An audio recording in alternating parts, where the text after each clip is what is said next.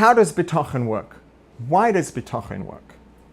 I mean, if you think about it, if you do the math, if someone's afraid of something, maybe someone is afraid of something that's like actually really terrifying, really scary. Say to them, oh, have bitachon, trach gut wird sein gut. Think good, it's going to be good, don't worry. Well, what do you mean, don't worry? Where's the math? Look back through history. Look back last week, last month, last year, last century. I mean, I don't know, like not everything turned out in a way that we would describe as tov v'nira v'nigla, that's what we would have hoped for. So based on what does it make sense to have bitachon, to just, oh, it's going to be good. Who said it's going to be good? Has everything always been good? No, clearly not. So based on what does it make sense for a person to just trust that it's going to be good?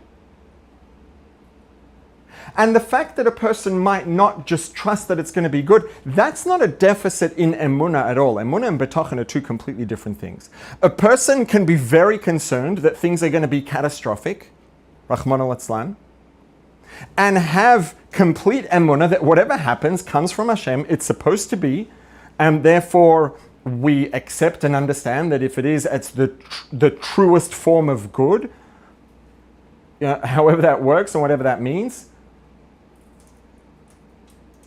And we accept it because it's correct, but it may very possibly be not something that we want, not an outcome that we want.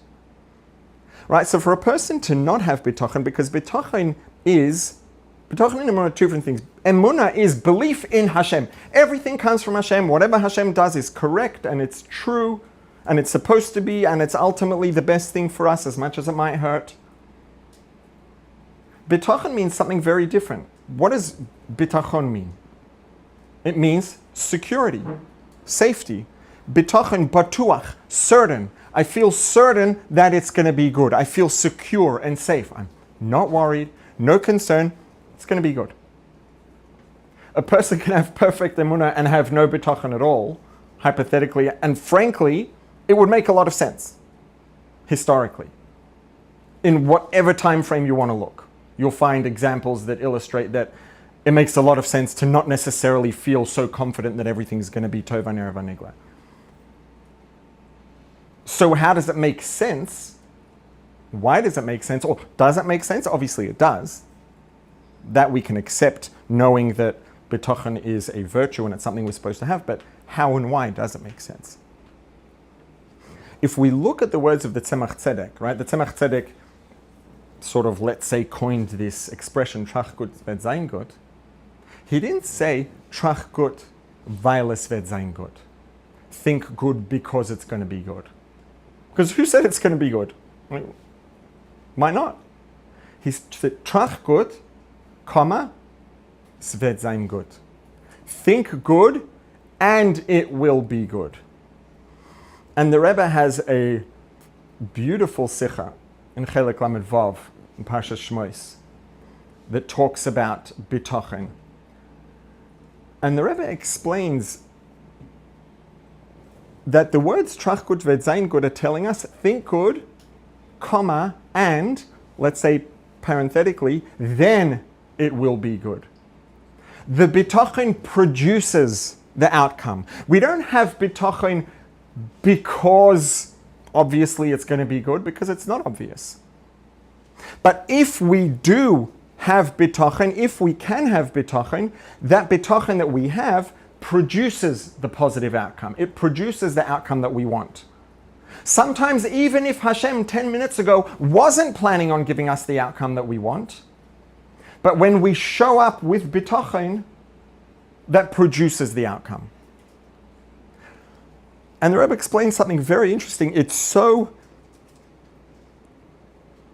technical in a sense, but it's also so human.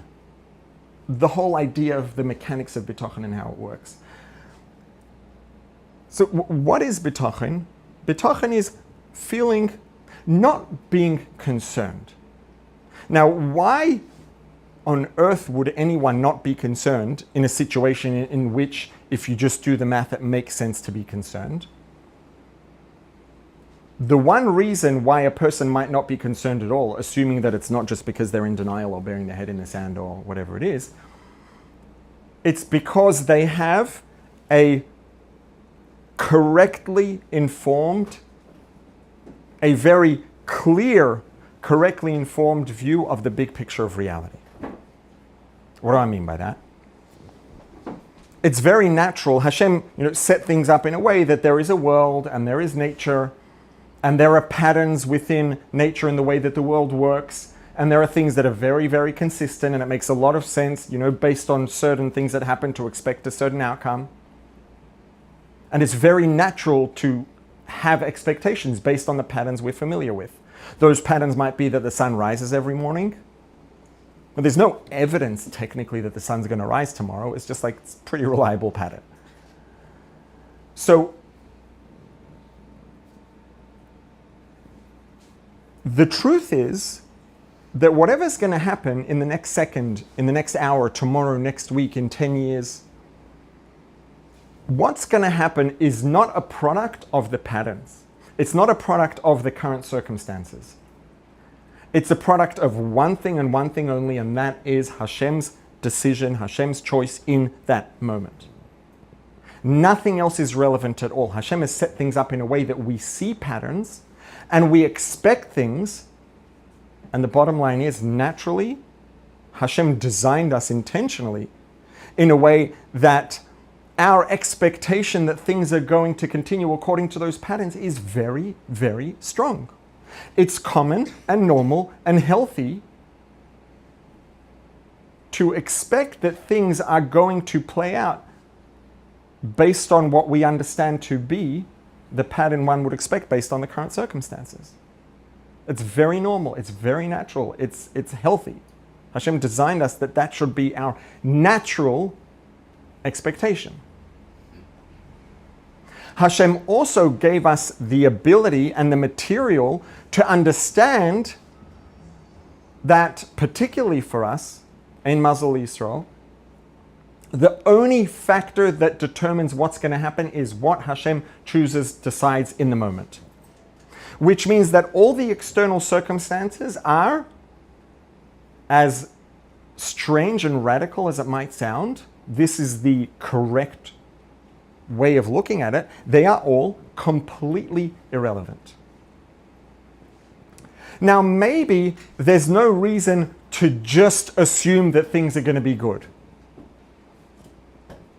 But if the reason that I'm concerned or worried that things are going to be bad is based on the circumstances that I see, that's a result of an incorrectly informed perspective.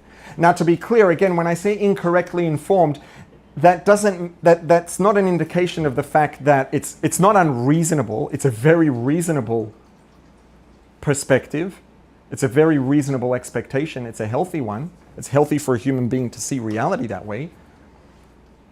But it's still incorrect. It's a very reasonable mistake to make. Now, if a person would, let's say, wake up every morning and everything's 50-50, maybe it'll be good, maybe it'll be bad. Circumstances, irrelevant. The weather, irrelevant. Bank statement, irrelevant. Person's symptoms, irrelevant. 50-50, why? Because it's up to Hashem, and Hashem's going to decide what it's going to decide, and the circumstances are irrelevant. I mean, that would be somewhat of a strange and perhaps grey and dull way to live. But in a sense, it would technically be a relatively correctly informed way of viewing things. Now, the reason that bitachon produces a positive outcome, trach gut, es wird sein gut, not because, but that will produce the outcome, is because it's so deeply ingrained in our nature to expect the future based on the patterns that we're familiar with, to expect that these circumstances usually produce this outcome, and therefore I'm worried. That's very normal. Again, it's healthy for a human being to see things that way. And Hashem intentionally set us up that that's our nature. Now, Hashem also gave us the material and the tools to break out of that nature so that we can, through an ongoing process of learning about Hashem, of becoming informed about the real truth of the big picture, of how everything really works, of the true nature of everything, which ultimately boils down to Hashem. And the fact that everything comes directly from Hashem and is determined only by Hashem. As our perspective of reality becomes more and more deeply and thoroughly and clearly informed by that perspective and that sort of picture, we are naturally going to be less likely to expect a negative outcome based on the circumstances. Now that takes a lot of work. A lot of work. And Hashem knows exactly how much work it takes, because Hashem is the one who designed our nature such that it's very deeply ingrained in our nature that we expect the future based on the circumstances and the patterns we're familiar with. It's an enormous job, it's a lifetime project to continue informing ourselves, to continue learning. And then where the real work lies is not in the learning, but in the integrating, in the connecting, in the feeling what we know. And because when we do that work, we are stepping outside of this box that Hashem created us in. Hashem created us with this box, let's say, called human nature, which makes us naturally have a very strong tendency to expect the future based on the present circumstances. Breaking out of that is a big job. It's hard work.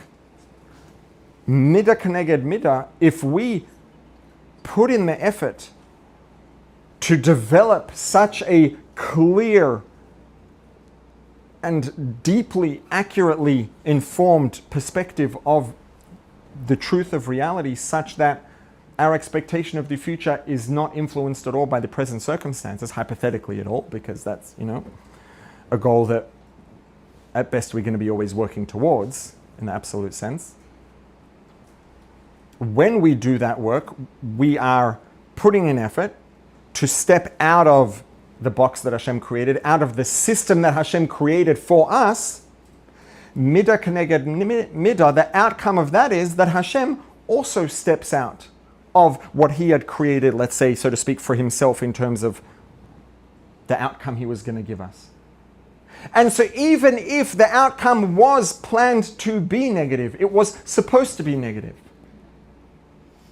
Right, in the context of the Sikha is Moshe Rabbeinu's fear about the future, and Moshe Rabbeinu's concern, his the fear wasn't coming from a lack of emunah, it was coming from a concern that maybe he didn't deserve a positive outcome.